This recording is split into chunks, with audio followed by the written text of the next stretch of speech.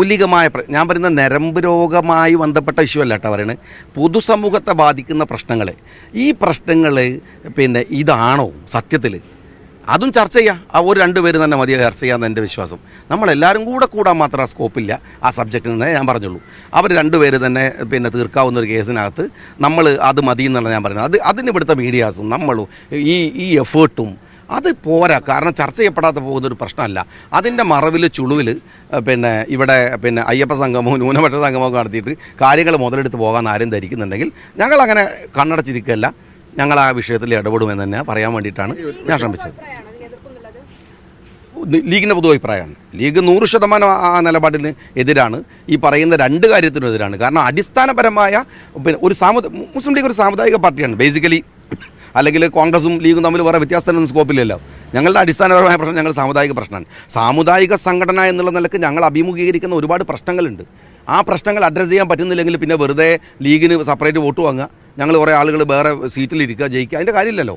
ഞങ്ങൾ ഈ വിഷയത്തെ സാമുദായിക വിഷയമായിട്ട് തന്നെ കാണുന്നു. അത് മറ്റൊരു കമ്മ്യൂണിറ്റിയുടെയും ഒരു സമുദായത്തെയും ബാധിക്കുന്ന അപകടകരമായ വിഷയമല്ലാതിരിക്കുന്നിടത്തോളം കാലം ഞങ്ങൾ ഇത് ഏറ്റവും ഉച്ചത്തിൽ ഈ പ്രശ്നത്തെ ഉയർത്തിപ്പിടിക്കും. ഷാജിക്ക് പറഞ്ഞ പോലെ വലിയ പ്രധാനപ്പെട്ട ഒരു വിഷയമാണ് SIR കേരളത്തിൽ നടപ്പാക്കാൻ പോവുകയാണെന്ന് പറയുന്നത്. അപ്പോൾ യോജിച്ച പ്രക്ഷോഭത്തിന് തയ്യാറാണെന്ന് CPI പറയുന്നത്. അങ്ങനെ യോജിച്ച പ്രക്ഷോഭം കേരളത്തിൽ ഉണ്ടാവേണ്ടതുണ്ടോ? അല്ല, യോജിച്ച പ്രക്ഷോഭം ഉണ്ടാവുന്നതിന് കുഴപ്പമൊന്നുമില്ല. ഒരുപാട് തവണ ഒരുപാട് ഘട്ടങ്ങളിൽ കേരളം ഒറ്റക്ക് ഒരുമിച്ച് നിന്ന് സമരം ചെയ്ത ഘട്ടങ്ങൾ ഉണ്ടായിട്ടുണ്ട്.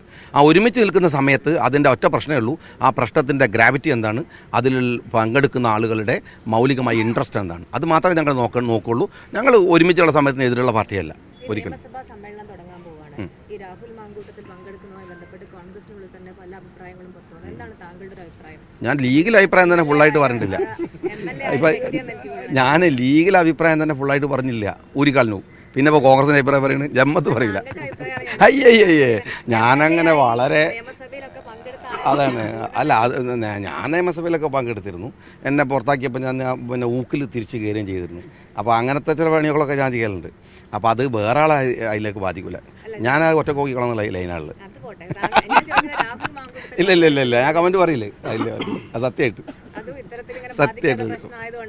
അല്ലല്ല ചിലതിലൊക്കെ മറുപടി എന്തിലൊക്കെ പറയണമെന്നും എന്തിലൊക്കെ നമ്മൾ അഭിപ്രായം പറഞ്ഞില്ല ലോകത്തൊന്നും സംഭവിക്കില്ല.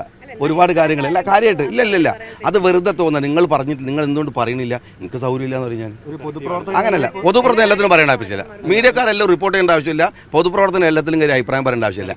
അവനവൻ പറയേണ്ട നോട്ട് സെലക്റ്റീവ്. അവനവൻ എന്ത് പറയണമെന്നും എന്തിൽ ഇടപെടണം എന്നുള്ള കോമൺ സെൻസ് ഉണ്ടായാൽ തന്നെ അത്യാവശ്യമൊക്കെ രക്ഷപ്പെടും. ആ ബുദ്ധിയുള്ള ആളാണ്. അങ്ങനെ എല്ലാത്തിലും കാര്യം അഭിപ്രായം പറയില്ല.